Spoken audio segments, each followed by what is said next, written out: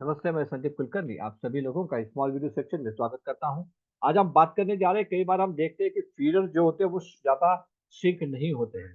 Feeder जो होते हैं जो पूरी तरह से श्रिंक नहीं होते हैं और उसका कई सारे उसके सारे कारण हैं जिसके ऊपर हम बात करने जा रहे हैं। उसमें से कुछ जो कारण है जिसके वजह से आपका फीडर इफेक्टिव नहीं होता है या फिर सही तरीके से काम नहीं करता है, तो उसके जो कारण है जिसके ऊपर आज हम बात करने जा रहे हैं। सबसे पहला जो रीज़न है वो है basically ingate neck size are not adequate. तो इनगेट का जो साइज है नेक का वो एडिक्वेट नहीं है और वो एडिक्वेट नहीं होने के वजह से जो फीडिंग है वो फीडिंग सही तरीके से नहीं होता है, तो वो इनगेट का जो साइज है उसे एडिक्वेट रखना बहुत जरूरी है। Second one is the distance between ingate to casting is too long. तो डिस्टेंस जो होता है कास्टिंग और इनगेट के बीच का, वो डिस्टेंस बहुत इंपॉर्टेंट होता है। अगर वो ज्यादा लंबा है तो वो फीडिंग है वो एफिशिएंट नहीं करेगा। तो उस डिस्टेंस को आपको कम से कम रखना है। It should be around 10 to 20 mm के बीच में होना चाहिए।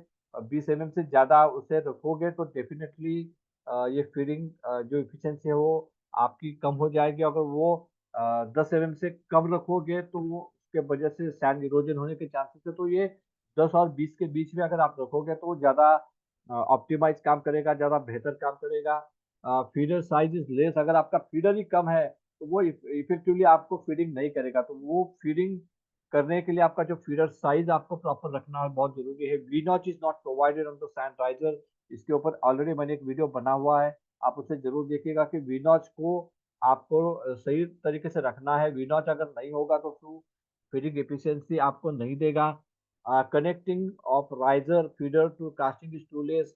The connection of riser and feeder to casting अगर वो कम रहेगा, इसका मतलब आपका जो इनगेट एरिया है वो इनगेट एरिया भी बहुत इंपॉर्टेंट है। वो इनगेट एरिया अगर आपका कम रहेगा तो वो जितना मेटल अंदर जाना चाहिए फीडर से उतना मेटल अंदर नहीं जाएगा, उतना वॉल्यूम से मेटल नहीं जाएगा, जिससे फीडिंग एफिशिएंसी आपकी कम होगी। यहाँ पर स्पेशली आपका जो हाइट है वो मैटर करता है। आपका हाइट अगर कम रहेगा तो जो मेटल का जो फीडिंग है वो कहीं न कहीं हैम्पर करेगा। इसलिए आपका जो इनगेट का हाइट है उससे आपको ऑप्टिमाइज़ करना है, रखना अच्छी तरह से रखना है। जो विड्थ है वो भी इम्पोर्टेंट है। तो ये विड्थ और हाइट का प्रॉपर कॉम्बिनेशन अगर आप करोगे तो डेफिनिटली सैंड राइज़र या स्लीव का जो फीडिंग है उसकी एफिशिएंसी बढ़ेगी।